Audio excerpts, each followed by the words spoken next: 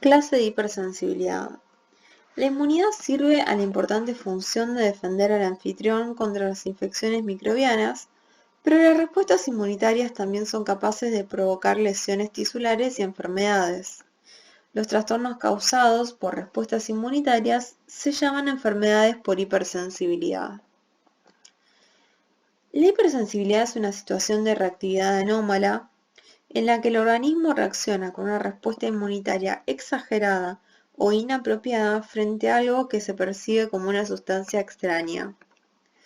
Para estudiarlas, Hell y Coombs realizaron una clasificación en la que las dividimos en 4 tipos. Las primeras 3 categorías comprenden los mecanismos inmunitarios mediados por anticuerpos.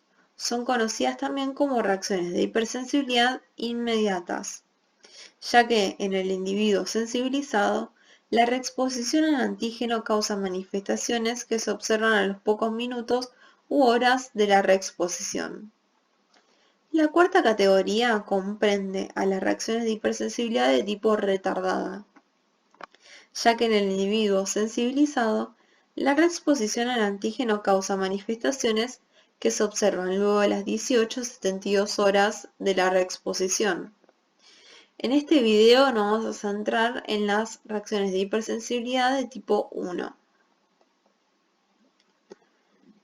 La hipersensibilidad de tipo 1 es una reacción inmunitaria rápida que se produce en un sujeto previamente sensibilizado y que es desencadenada principalmente por la unión de un antígeno a un anticuerpo de tipo IgE situado en la superficie de los mastocitos. Son comúnmente denominadas enfermedades alérgicas como la rinitis alérgica, la conjuntivitis alérgica, el asma, la dermatitis atópica, las alergias alimentarias y las manifestaciones agudas y graves como el shock anafiláctico. Estas enfermedades afectan el 25% de la población mundial, ¿sí? Con lo cual decimos que tienen una alta prevalencia. En lo que respecta a hipersensibilidad de tipo 1, intervienen distintos actores, ¿sí? Que lo vamos a desarrollar en lo largo de este video, como ser alérgeno y la condición de atopía, las células Th2, las citoquinas inductoras del perfil Th2, los anticuerpos y los receptores Fc-epsilon tanto de tipo 1 como de tipo 2, los mastocitos y los eosinófilos, aunque no siempre participan. Las manifestaciones clínicas y anatomopatológicas de la alergia consisten en varias reacciones vasculares y del músculo liso que aparecen rápidamente tras la exposición repetida al alérgeno. Por eso denominamos hipersensibilidad inmediata, seguido de una reacción inflamatoria de fase tardía retardada. Todas estas reacciones pueden desencadenarlas la activación del mastocito mediada por la IgE, pero diferentes mediadores del mismo son responsables de las reacciones inmediatas y tardías. Como los mastocitos están en los tejidos conjuntivos y debajo del epitelio, estos tejidos son los lugares más frecuentes de las reacciones de hipersensibilidad inmediata. Algunas reacciones de hipersensibilidad inmediata pueden desencadenarlas estímulos que no son inmunitarios, como ser el ejercicio y la exposición al frío. Tales estímulos inducen la degranulación del mastocito y la liberación de los mediadores sin la exposición al antígeno ni la producción de IgE. Se dice que tales reacciones no son atópicas. Los alérgenos son antígenos ambientales inocuos, que selectivamente evocan una respuesta inmunitaria de tipo Th2 en los individuos atópicos, conducente a la producción de anticuerpos IgE. Ahora, ¿qué ocurre en los individuos no atópicos? La exposición de alérgenos suele inducir la producción de bajos tenores de IgG, que no conducen a ninguna manifestación patológica. Ahora, ¿cuáles son las propiedades de los alérgenos? Inducen reacciones de hipersensibilidad de tipo 1 aun cuando estén en bajas concentraciones, presentan un bajo peso molecular, con lo cual son más fáciles de ser transportadas. Suelen presentar actividad proteolítica, son proteasas con el fin de atravesar el epitelio respiratorio, degradando las uniones estrechas. Suelen presentar una alta solubilidad con el fin de atravesar el moco. Suelen ser moléculas relativamente estables, ¿sí? Y algunos de ellos pueden actuar como aptenos. Las fuentes de los alérgenos pueden ser pólenes, ácaros, cucarachas, alimentos, drogas, látex, metales y fármacos. En lo que respecta de los aptenos, ¿sí? Como las reacciones de hipersensibilidad inmediata dependen de los linfocitos TCD4, todos los antígenos independientes de estos linfocitos T, como ser los polisacáridos, no pueden desencadenar reacciones a no ser que se unan a proteínas. Y este es el caso de la penicilina, ¿sí? Estos fármacos reaccionan químicamente con aminoácidos de proteínas propias para formar conjugados entre lo que es el apteno, o sea, la penicilina, y un transportador, que es una proteína. Y esto induce respuestas de tipo Th2, productores de interleuquina 4, y en una segunda instancia la producción de IgE.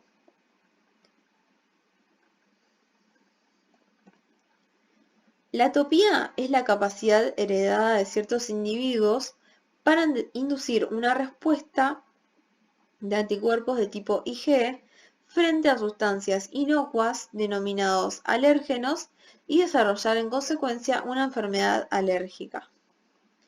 La concentración de IgE sérica puede aumentar hasta 100 veces en estos individuos. Hasta un 20% de plasmocitos del tracto aéreo superior pueden producir IgE, ¿sí? A diferencia de los individuos sanos que componen menos del 1% de los plasmocitos productores de IgE. Los individuos atópicos desarrollan respuestas de tipo Th2 con eosinofilia, mastocitosis y altos niveles de anticuerpos de tipo IgE. Se ha propuesto para la atopía una herencia autosómica dominante con una expresividad variable.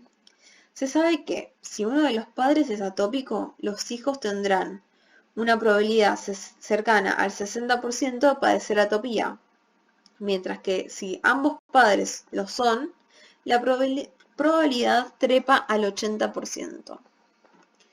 A su vez existen genes asociados con el desarrollo de atopía y factores ambientales asociados al desarrollo de atopía, como ser historia de infecciones previas durante el embarazo y los primeros años de vida, madre fumadora, activa o pasiva, exposición intrauterina a alérgenos y contaminantes ambientales y el estrés.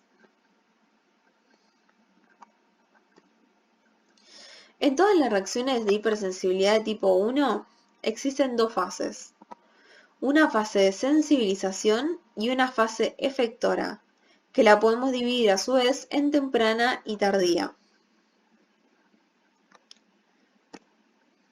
La fase de sensibilización consta de la exposición del individuo atópico al alérgeno, que conduce al desarrollo de una respuesta Th2 y la producción de anticuerpos de tipo IgE específicos para ese antígeno.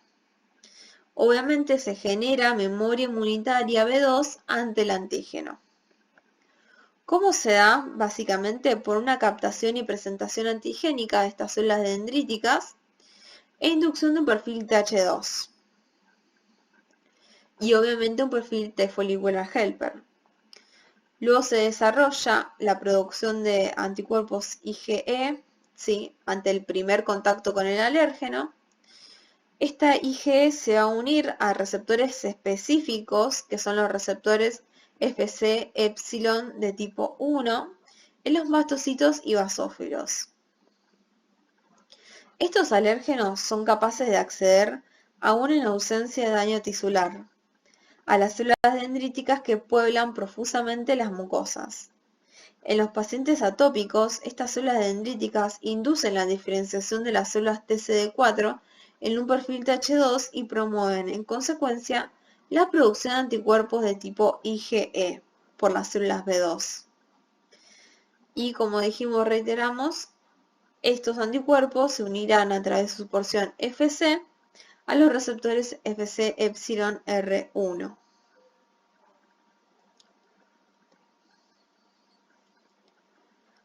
Acá observamos que los alérgenos a su vez pueden ingresar al órgano,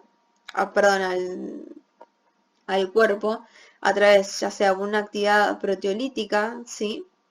O a través de la activación de los receptores de reconocimiento de patrones, ¿sí?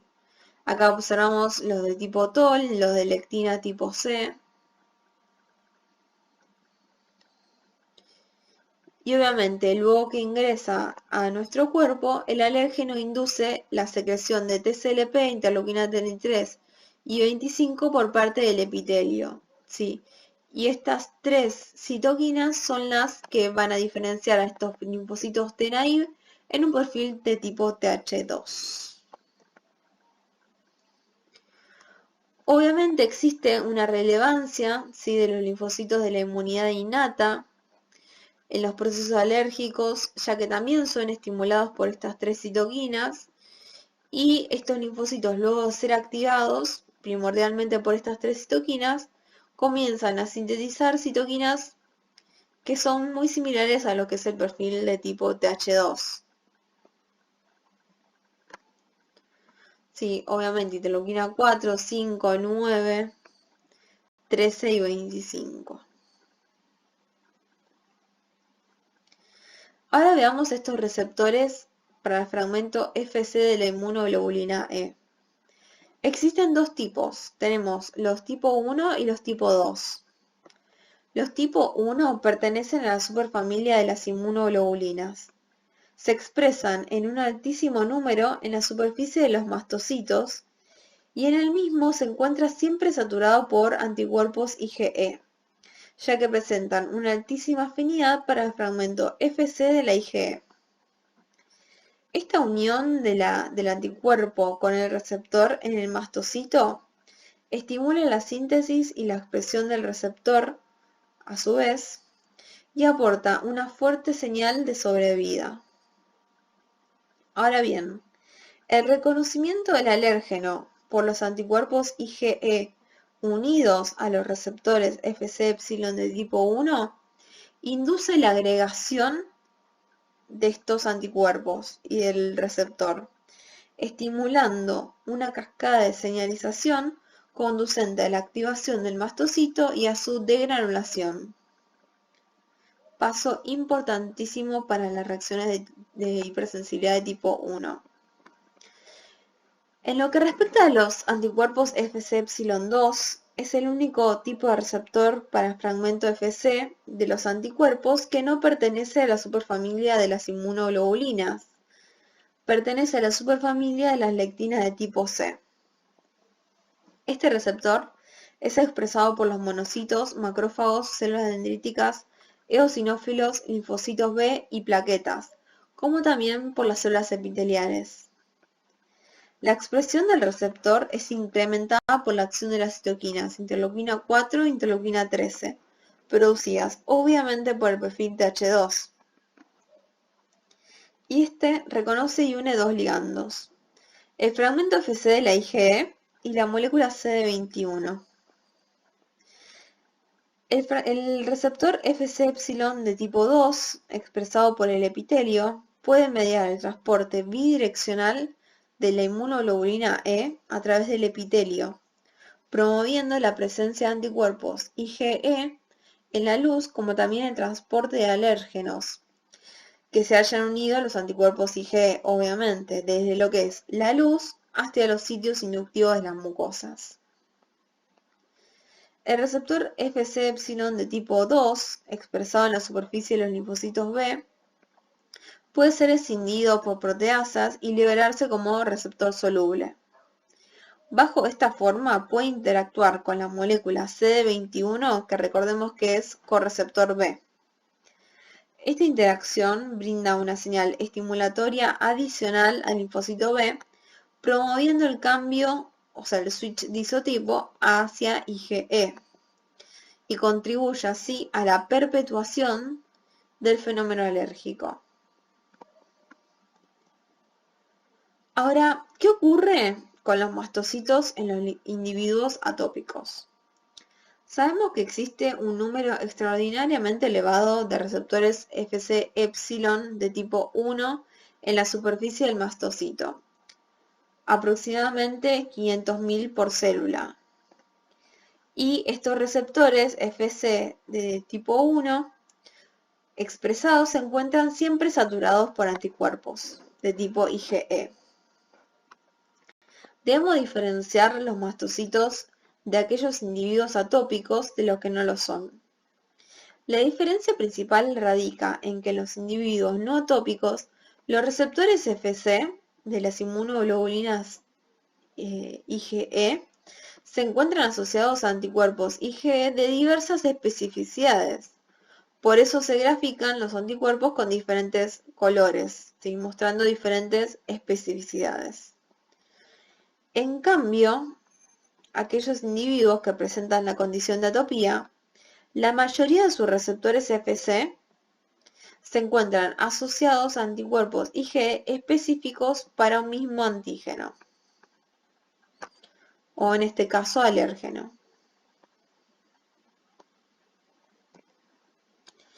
Con lo que respecta a la respuesta temprana, ocurre a los pocos minutos después de una nueva exposición del individuo sensibilizado al alérgeno. El alérgeno induce el entrecruzamiento de los receptores Fc epsilon de tipo 1 y este conduce a la activación del mastocito, que media las manifestaciones clínicas en la fase temprana. El mastocito conduce a la liberación de los mediadores almacenados en los gránulos que, junto con los mediadores lipídicos, cuya producción demanda pocos minutos, mediarán las manifestaciones clínicas de la fase temprana de los procesos alérgicos. Dentro de lo que son los mediadores tenemos preformados y los que se generan de síntesis de novo. Los preformados, el más importante es la histamina. También liberan serotonina, heparina, peroxidasa y proteasas. En lo que respecta a la síntesis de novo, tenemos citoquinas, que tenemos interleuquina 1, 2, 3, 4, 5, 6, 7, 8, 10, 12, 13, 15, 18, 21 y 23. Las prostaglandinas, otras quimiosinas, el TGF-beta, interferón de tipo 1 y también interferón gamma, y factores de crecimiento. Es importante recordar que los mastocitos pueden activarse a través de diversas sustancias biológicas independientes del entrecruzamiento mediado por el alérgeno de los receptores Fc epsilon de tipo 1, como ser los receptores de reconocimiento de patrones, quimiosinas y anafilotoxinas derivadas del complemento C3A, C4A y por supuesto la más importante C5A.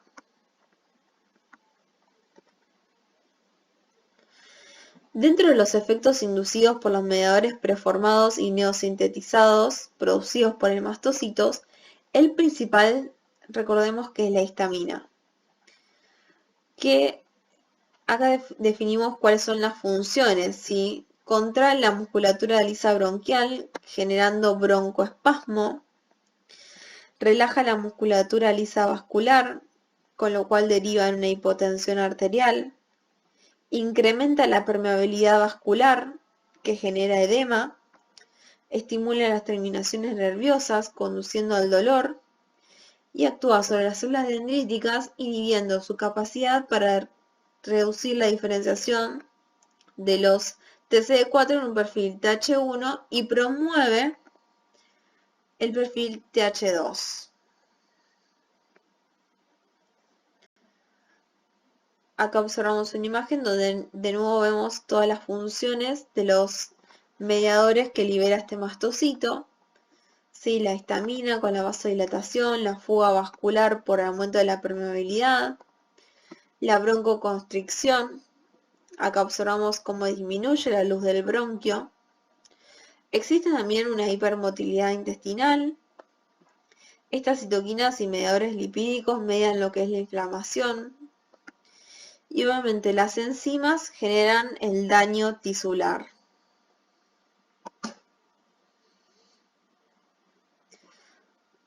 Dentro de los liberadores, de los mediadores preformados, ¿sí?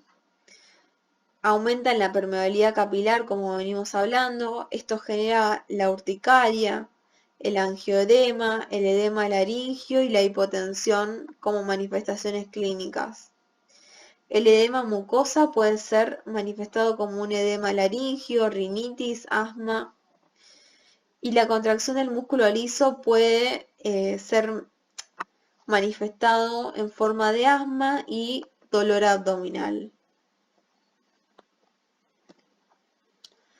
En lo que respecta a la respuesta tardía, ocurre horas o días después de la reexposición al alérgeno en un individuo sensibilizado. Es mediada por las quimiosinas y citoquinas producidas por el mastocito. A través de ellas, el mastocito orquesta el desarrollo de una respuesta inflamatoria local que involucra la activación de células presentes en el lugar y el reclutamiento de otros tipos celulares.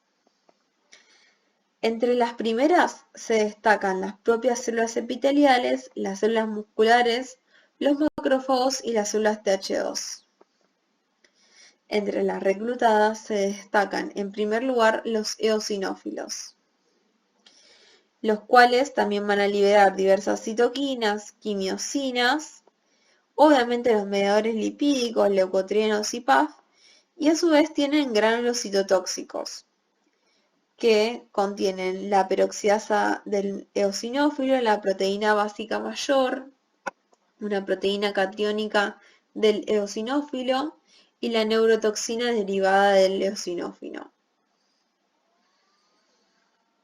Fíjense cómo las manifestaciones clínicas tienen dos picos, un pico mayor, sí que es la respuesta temprana, y luego un pico tardío que es justamente lo que venimos hablando, la respuesta tardía, que ocurre horas después de la exposición al alérgeno.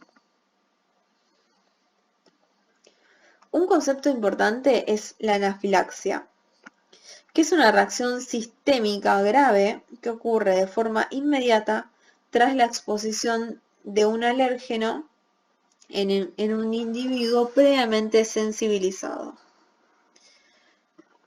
El mismo genera edema laringio, broncoespasmo severo, hipotensión, urticaria, vasodilatación sistémica, contracción muscular uterina y gastrointestinal. Es importante porque el shock anafiláctico puede conducir a la muerte del paciente, ¿sí? Y algunos de los síntomas, como venimos hablando, son la dificultad para respirar o sibilancia, el edema facial, la urticaria, náuseas o vómitos. Y otro concepto importante es la taquifilaxia, que ocurre hasta 72 a 96 horas después. El paciente no va a responder a pruebas cutáneas debido a la depresión masiva de los gránulos de los mastocitos. Ahora veamos entonces qué son las pruebas cutáneas, ¿sí? Tenemos el prick test o prueba intradérmica, que es una prueba diagnóstica para las reacciones de hipersensibilidad de tipo 1. Mide la reactividad de la IgE unida a los mastocitos del paciente ante diferentes alérgenos. Se le induce una cantidad mínima de alérgeno para generar una respuesta, o sea, un entrecruzamiento de los receptores Fc epsilon de tipo 1, conducente a la degranulación del mastocito, generando una pápula. Sí.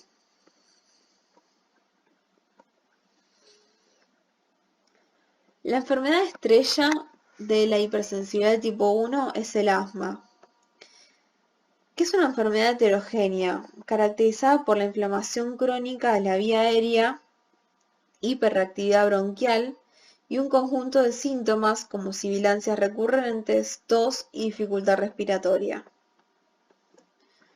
Acá observamos como el perfil estrella, el perfil TH2, donde la interleuquina 4, recordemos que promueve el switch de isotipo a IgE, y esta IgE es la que va posteriormente a degranular estos mastocitos. Interleuquina 5, que conduce a la eosinofília. Interleuquina 9, que conduce a la mastocitosis. Y el conjunto de interleuquina 4, interleuquina 9 e interleuquina 13, que estimula la producción del moco por parte de las células de Globet. Interleuquina 4, interleuquina 13, que promueve lo que es la hiperreactividad bronquial y la remodelación de la vía aérea.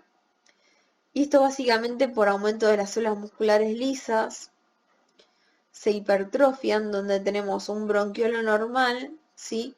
Y un bronquiolo asmático, donde producto de sucesivas reexposiciones y esta hiperreactividad bronquial frente a los alérgenos, conduce a una disminución de la luz del bronquio.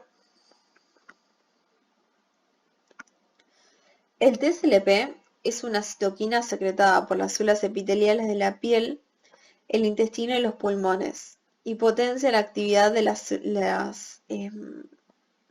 potencia la capacidad de las células dendríticas tisulares y las células linfocíticas innatas de promover la diferenciación hacia un perfil TH2. ¿Cuáles son las funciones? Inhibe la síntesis de interleuquina 12 y 23 por las células dendríticas, con lo cual termina inhibiendo a su vez al perfil TH17 o un perfil TH1, ¿sí?